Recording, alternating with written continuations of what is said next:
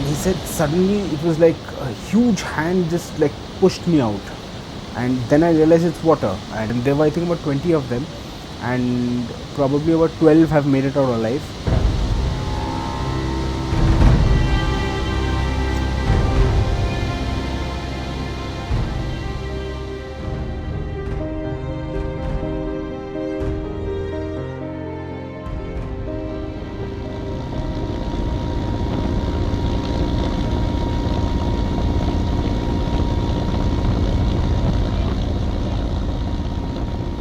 June 16th, night of June 16th, is when the triggered disaster took place in Kedarnath, above Kedarnath in the Chorabari glacier, and of course we didn't know what was happening then. Not did anyone else, probably down the hill also. But on 19th, we took a decision to go because I think it had been 2 days that it had like we'd been seeing television shots of floods through Rishikesh, which is something that is unheard of. Because of the number of canals and rivers that have been made there. So I mean, for the water to flow through the city, it was a major thing to see for us. And so I sent a note to my editors asking that something big is happening. How about an on the ground report? When we got there in the morning, it was strange sights. For example, we went to Haridwar, and this is probably the first time I arrived early in the morning at Haridwar. There were no sound of chimes of the bells. You wouldn't see people scurrying around to do their puja. So it was a little. It was. I mean, it's not a sight that you've ever seen there, and the streets were empty. The streets were really empty. Then we got to Rishikesh. When we got off the bus, and I remember. I mean, usually there are touts and everyone trying to get you into hotels. People don't talk to you. Everyone's in a rush. The streets were completely empty, and I mean, there was a crowd of taxis waiting. We were on our way to Srinagar, and it was in Srinagar, and on the way there are these smaller places like Shivpuri, Beasi, and you should have seen Shivpuri. I mean, usually Shivpuri is known more nowadays for that whitewater rafting camps, and I mean usually the camps are pretty high up above the river, but what we could see is that the flood had actually left, like they had ripped off most of these camps. They had left logs of wood and trees and stones, everything over there. So anyways, after that we were seeing all this. We went up further up to Beasi, and in Beasi you could see the first effects of economic devastation that is probably going to hit Uttarakhand now. I mean, this road is basically meant for religious tourism. I mean, it's for the pilgrimage, and you could see, and so people have built lodges, restaurants, dhabas all along the way, and these were completely empty. These people were like sitting with their their chins on their palms in this way, and like they were wondering like what's going to happen. Are they even going to be able to finish whatever stock they have now? And roads were empty. It was 8:30 by the time we got to Beasi. It was completely empty, and when we had gone there, you see this beautiful. There's this cliff over Devprayag. Now Devprayag is the final confluence from where the Ganga begins. It's the confluence of the Alaknanda Mandakini confluences and the Bhagirathi.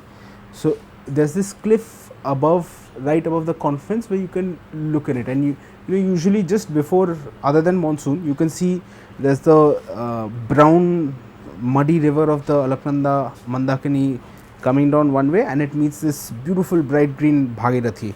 It's such a strange, very ethereal kind of a sight. But the funny thing is, this cliff, I mean, it's probably I don't know what 70-80 feet above the water, and even that cliff has been damaged because everywhere the river has come with force, it has come, and actually the rivers come, and every bend it's hit the side of the mountain, and the mountain has also responded with landslides and rock falls. After, anyways, that was Devprayag. Other than that, also road was eaten out in a lot of places. There were there were countless number of landslides. I think the Uttarakhand government said finally, I think their official estimate at that time was about 110 landslides, and I think no less than 20 kilometers of road, of highway and roads had been completely damaged. The rain and the flood and the glacier breaking happened in above Kedarnath. I mean 4 kilometers above Kedarnath, and Srinagar is roughly about 110 kilometers from Kedarnath. But like the river had become so big I mean, it had grown by so much size, and there was all the melba, the rubbish, the stones, the boulder, the sand, the logs. Everything kept gathering, with more force, and I mean, the river swelled up in volume, and you could feel its effects. Like, obviously, if you saw Rishikesh being flooded, imagine Srinagar, because what happened was there were some low-lying areas. By low-lying, I mean which are say about, say, 50 feet above the river surface, or maybe 40 feet, and these had been swamped in. I mean, you could see houses which had been built, say, about half a kilometer away from the banks of the river, and these houses, they had been submerged, as in, I looked inside, and we have put up these photos also, where the sand, I mean, the water came in and it had covered the entire house, and when it left sand in the ground floor of the house, and you could just see, like, there's like half a foot difference between the ceiling fan and the level of sand inside the house. I mean, you can't see the ground there. It's all filled with this sand and melba and rubbish and everything. Around 8:30 at night, this Nepalese laborer that I was talking to, Tularam Bahadur, he was sleeping in his house. I think he said it was the Bharat Shivashram. They have a lodge there in Rambara, and he was sleeping there, and he said that the bed started shaking. So everyone got up thinking, oh, is it an earthquake? What is it? I mean, they didn't know what it was. So they came out to the door, and they were standing there, and he said suddenly it was like a huge hand just like pushed me out, and then I realized it's water. And he said, like, we were just all in shock, and there were, I think, about 20 of them, and probably about 12 have made it out alive, including, he lost his son also. He said that his son, like, he was hardly able to save himself. His son was also swept away in the water, and this Tularam Bahadur, he was just, the way he was positioned, the water took him and put him in this lake that is there called Tapt Kund. So he was carried and put into that, and he said that's how I got saved. He couldn't save his son. So after that, he tried looking for his son for 2-3 days, and then he started walking out, and he said that on his way, the road had been, and see, this is information that we were still getting, because people still hadn't gotten all the way up to Kedarnath. So at that time, we were just getting tales of different ways to get to, because we were also trying to figure out the best way to get into Kedarnath. There's an SSB academy also there, where we saw they had pulled out troops earlier, I mean, on the morning of the 16th, even before the flood started off, because of the heavy rainfall, they had decided to move other troops, because the water level had already been rising because of the incessant rainfall for 3 days. From, I think, it started on the 14th and went on till 16th night. Then after that, we left that evening. We even met some people who had, I think that was probably the first batch of people who had started coming out of Kedarnath. I mean, they had been stuck there, and they started getting out of Kedarnath by themselves after staying stuck inside for 3 days. And these were not, pilgrims or tourists. These were your laborers of Nepalese origin, who come there every year, and they are there in about 5,000-6,000 in number, and they work as, they have mules, they operate, they carry people on the palanquins, they are palanquin bearers. We went up to Rudraprayag, but after that the road was gone, so we had to take this alternate route which goes down to this place called Pilwara, and there's another place called Bhidi, and after Bhidi the road was sort of cut off in 3 places, and so we would just have to do a 10-kilometer trek to Guptkashi, and we would be there. So that's what we thought we would do. But when we got to Bhidi, we managed to cross that first place where there was no road. We somehow got across it.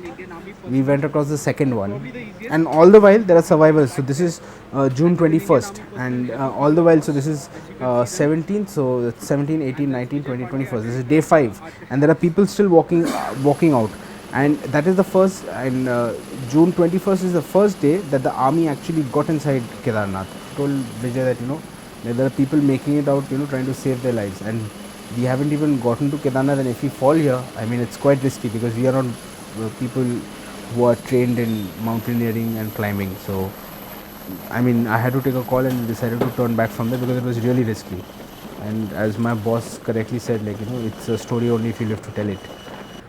And so we decided to turn back that day, and we sat there and we were collecting personal accounts of people. And just for our own survival, we had carried a few packets of biscuits. There was water, which is why the bags were heavy to and cut across also. And so there were people coming down, and so we were just giving them our biscuits and our water, and we were talking to them and listening to all the different stories of. तब से जो है अब आ रहे हैं, वो तो मैं चलने वाला बंदा हूँ ना, तब आ गया मैं, नहीं तो मैं भी वहीं मर जाता। तो चलने तो वहाँ लाशें देखी हैं? लाशें तो बहुत देखी है ना हमने। लगभग कितनी? हमने जो है अब तक हमने जो है कम से कम हमने 4 या 500 लोगों को तो अपने सामने बहते हुए देखा गौरी गांव में। 4 या 5 2 दिन मैंने वहाँ वेट किया थोड़ा, जब बारिश थोड़ा ना तो धूप आई तो उन्होंने फिर हमें सुनाएगा कि बस 24 तारीख से मौसम विभाग के अनुसार फिर बारिश है, तो मैं कुछ सोचे समझे निकल गया।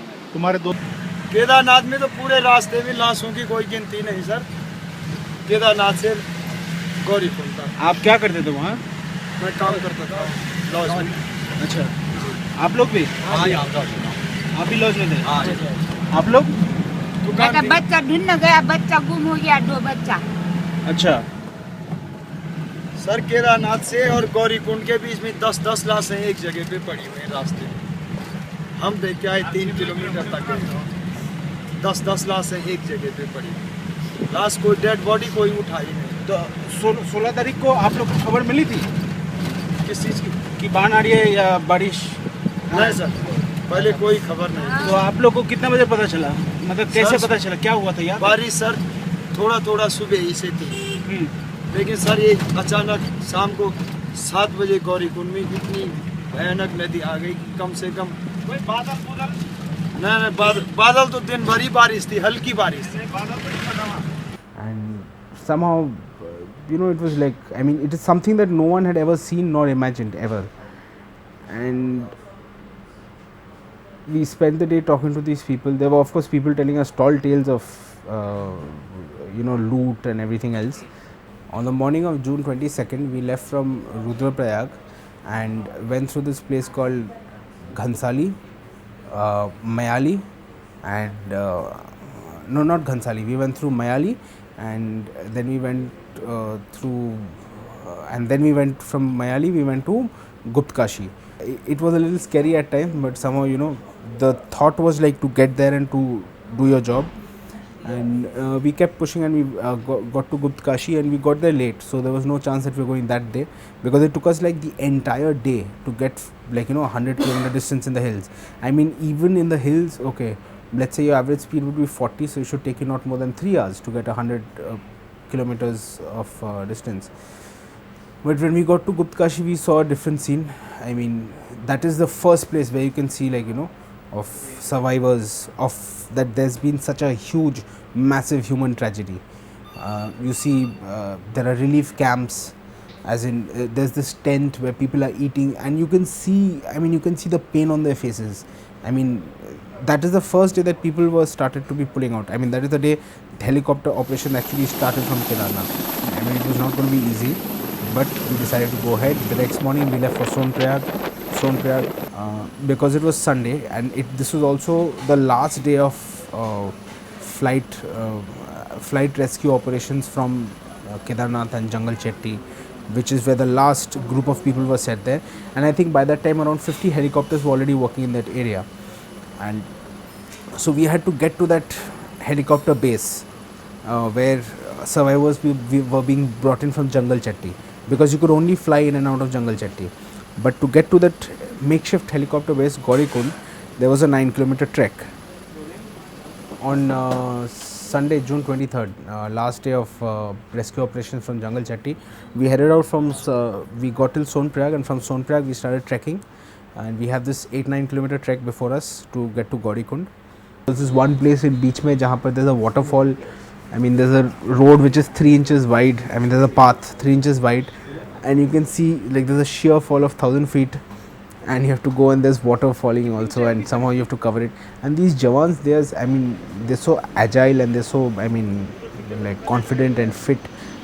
They come across and they're standing on the outside and getting you across that place. They're so fit, and And of course, I mean, you need them around, because I mean the people who are coming down the mountain, all this while we are also seeing people walking down the mountain, survivors, and they have their low in spirits. They can't move, and everywhere they are told, oh, thoda sa, little bit more, a little bit ahead, and they're just crossing everything. I mean, because it's, anything is better than from where they're coming. There was no food. There were people stuck in the jungle, and there was no water. There are people who drank water from mountain streams. Obviously, they didn't have chlorine tablets like we did, and because we were prepared for what was coming, they were not, and they were trapped in the jungle, no water. When they drank mountain water or from puddles in the ground, a lot of people got diarrhea. There were several deaths from diarrhea, and there was no food. I mean, when there were airdrops, the food sometimes just fell into the river or into a chasm, and somewhere at the base of the mountain they were stuck. I mean, they would have to literally jump out to grab food. There were no plastic sheets which were dropped, no medicines were being dropped, though obviously there are a lot of several old people amongst that crowd, and religious pilgrims, and quite a few old people there, and there were diabetics. So they went without insulin for 7 days, 8 days. Some people were like had acute attacks because of their diabetes. And anyway, so we somehow made that trek into Gaurikund, and we saw, like, I mean, there it was a different scene. I mean, where all through the mountain we were seeing all the devastation, the floods that wreaked havoc, and I mean, it's finished the economy. When we were going back also, we saw, I mean, there's flies everywhere, the water's contaminated, because I mean, firstly it's all that rubbish which has gone into the groundwater, then it's rainwater which is washed off all the dead bodies in the mountains, and that's also getting into the groundwater, and everything, the water is contaminated, the air is contaminated, I mean, bodies have flown through, so there's sickness everywhere. But when we went up to that last place in Gaurikund, I mean, there also it was very dirty. There were lots of flies, there were things rotting, there's smell of rot in the air. But there was something positive that we saw there, like, it was the army really doing a great job, and everyone was just happy to see them working. And they were there were these small cheetah helicopters. They were bringing, say, 5 or 6 people. I mean, this is how even army colonel described the scene. He said that I should commend this pilot, these cheetah pilots, for awards, because they were driving them like autos, and they were literally packed like autos also. These are two-seater these cheetahs are two-seater helicopters, and the back was stuffed with 5 or 6 people at a time, and they were getting them from Jungle Chetti, and they were coming to Gaurikund, and the bigger helicopters were lifting these people up, say about 10, 12 at a time, and getting them to bases below. I spent some time in Guptkashi and other places, and here my focus was talking to the local people, and I think that is probably the bigger concern here. I mean, we were of course talking about the ecological damage caused by dams, roads, highways, infrastructure projects, etc. But a bigger thing that we were looking at there is the kind of socio-economic impact or the effect of this huge natural disaster. And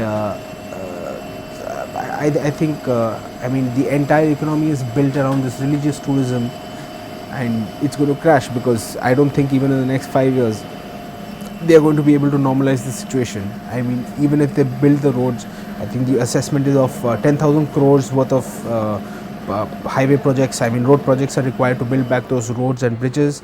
Then you have some of the dams which you need to build back or not, and then you have I mean, then there's a whole problem of getting people back there again. I mean, what this showed is that Uttarakhand, though they had this huge thing, and they keep welcoming people, like, welcome to Devbhoomi everywhere along the road, but the thing is, you're welcoming people, but you are not prepared to handle any kind of disaster.